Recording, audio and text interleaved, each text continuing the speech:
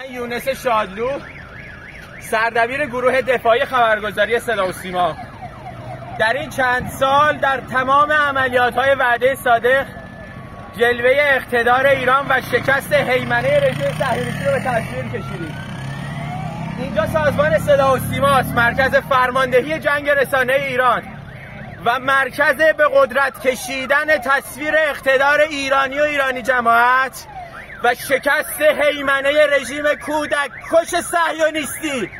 من نمیدونم چند تا از همکارام داخل بودن. من طبقه اول بودم، بمباران شد.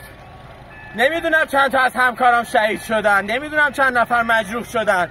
گفته بودن تخلیه کنیم منطقه اسرا، اما همه تا آخرین لحظه وایسن تا تصویر اقتدار ایران رو به جهان نشون بدن، چیزی که رژیم صهیونیستی نمیخواد.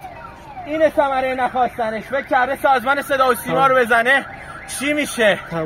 بدترش رو میبینید.